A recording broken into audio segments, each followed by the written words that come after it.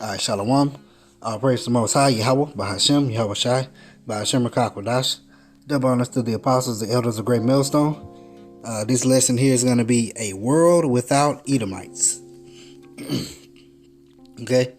So if you see on the screen, you have this top picture, looks like the vegetation is gone and, just like a drought in the land. Crops are gone. And it says a world without bees. Okay? Esau is trying to eliminate bees out of the ecosystem. Okay? Bees are a detrimental part of especially the pollination and just the moving about of seeds from plants to plants. Just bees have their purpose in the earth, as do the as does the pig, as does the crawfish and lobsters and crabs, catfish, all those things that are fished out. Everything is good to their purpose, and everything has its purpose. But when things are not used or allowed to to carry out their purpose, this is what you get. All right, the next one says a world without trees and animals. Okay, they cut down, all the trees and forestry, to build up cities and concrete and, just being a demon. That's what they do. All right, they move animals out of their natural habitats or corner them, or take up their habitats, with these cities and just all kind of things. Put them in zoos, which is basically imprisoning them. All right, and then the last one, it says a world without Edomites. Look like paradise. And the funny thing about it is, that's exactly what it's gonna be. The earth will actually be able to function like it's meant to be, like it was meant to function once Esau is taken down. Alright. Let's see, this is Sirach chapter 14 verse 5. He that is evil to himself, to whom will he be good? He shall not take pleasure in his goods. Alright. Esau is evil to himself. He's not just evil to Israel. He's not just evil to Moab. He's not just evil to Ammon. He's not just evil to, any of the other nations. He's evil to Esau. Is evil to Esau. Esau will cut Esau down. Esau will kill Esau. They're just ridiculous,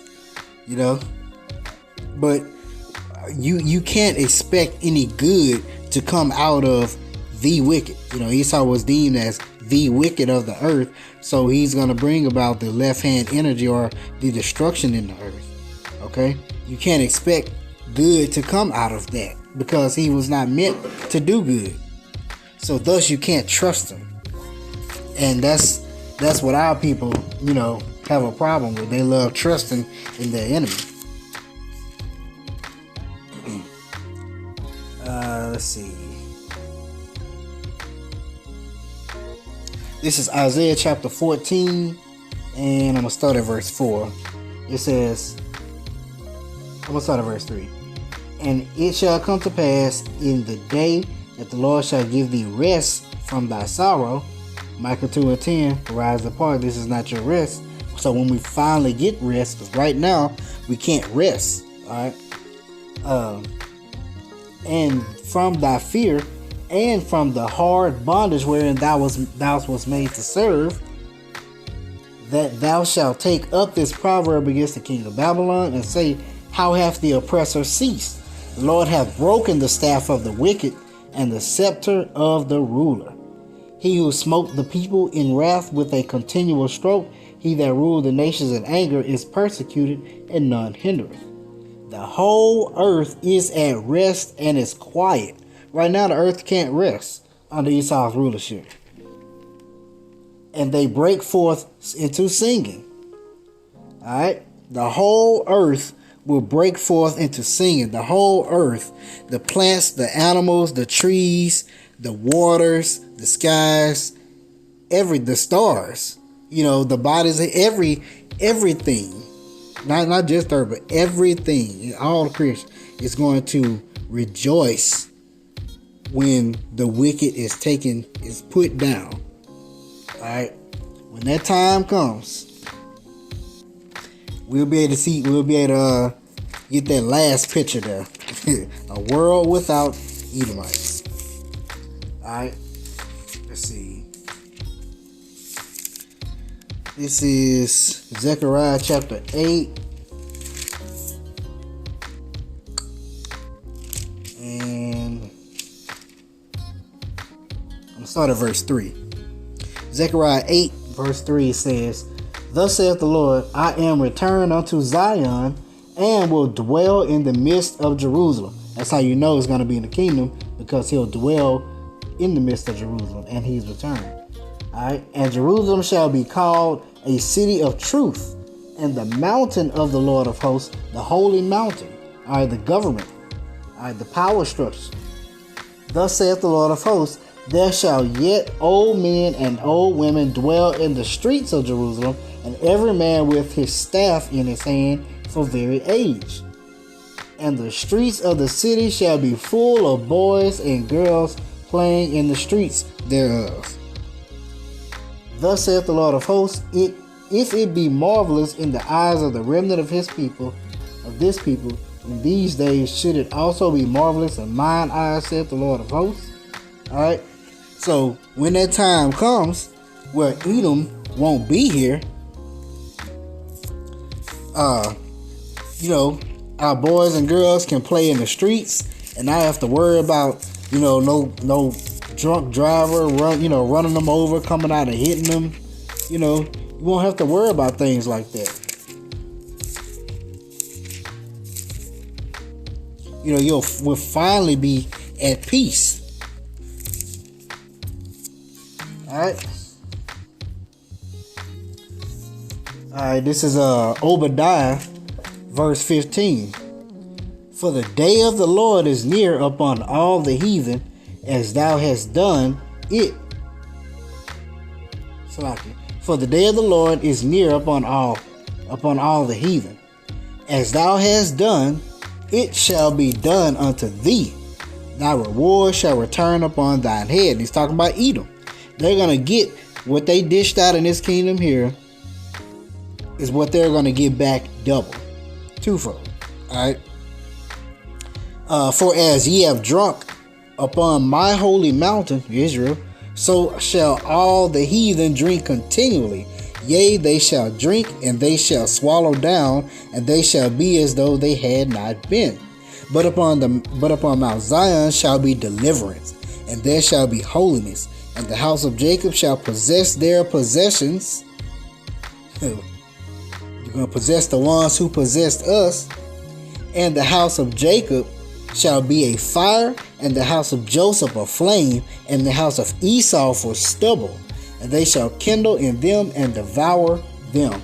And there shall not be any remaining of the house of Esau, for the Lord Yahweh has spoken." Alright? So, at that time, Esau is going to be put out. And it says, none shall remain. Alright. Let's see.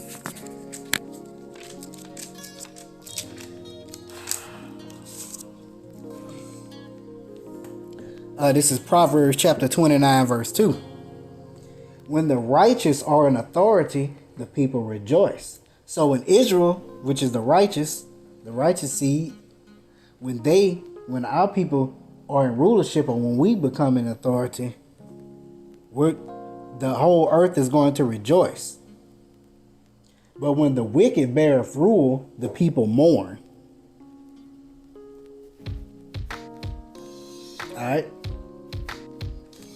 So the people are going to mourn, or the people are mourning under Esau's rulership, while the righteous are rejoicing right now.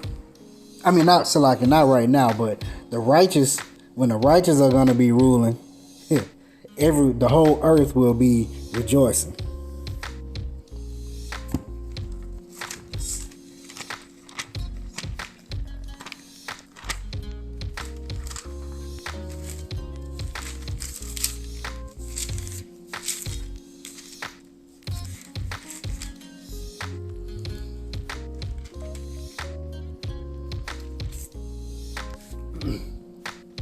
This is 2 Peter chapter 3, verse 12.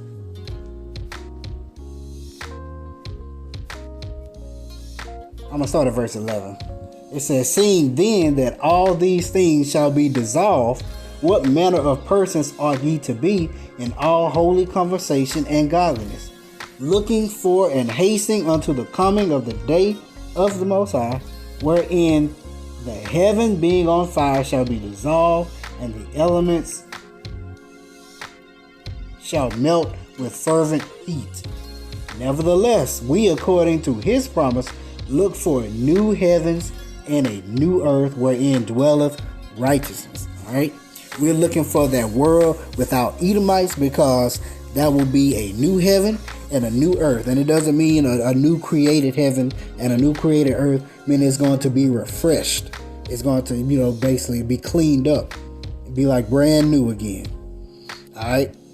So this has been a world without Edomites. Call all Yahweh Shem Ashai by Shem Kakwadash. I hope you edified the net. So shalom.